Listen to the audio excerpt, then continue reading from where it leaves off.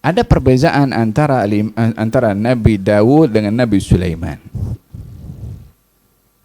dalam qada, dalam hukum, dalam mahkamah, ayah dengan anak. Yang menyebabkan perbezaan al-faham. Di dalam Al-Quranul Karim Allah Subhanahu wa ta'ala menceritakan tentang Nabi Daud menghukum kepada satu. Jadi ini kisahnya begini. Ada satu orang punya kambing dan ada satu orang punya kebun anggur.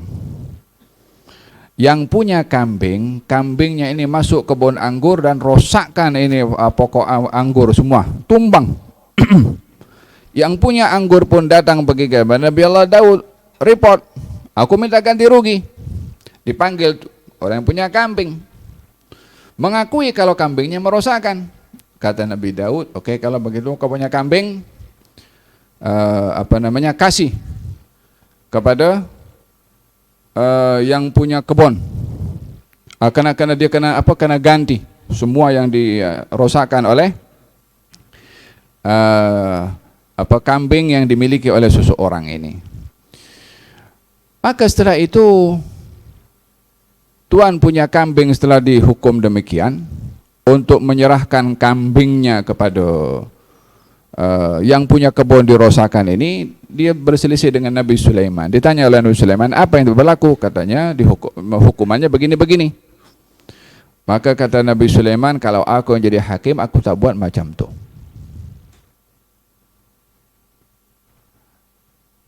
Maka si tuan punya kambing ini report kepada Nabi Daud. Aku jumpa dengan ini kan anaknya Sulaiman. Nabi Sulaiman katanya mengatakan bukan begitu. Coba panggil Nabi Sulaiman. Kalau kamu jadi hakim, apa kamu akan hukum? Kalau saya jadi hakim, saya akan hukum bahwasanya orang yang dia merosakkan kebun anggur kawannya itu menyerahkan kambingnya sementara, bukan sebagai ganti rugi. Diserahkan kambing itu kepada tuan empunya kebun anggur sementara. Dalam arti sementara, tuan punya kebun itu selama menjaga kambing itu boleh memanfaatkan susunya, bulunya dan seterusnya lah. Sementara tuan punya kambing ini, dia berusaha untuk mengembalikan, yakni menanam balik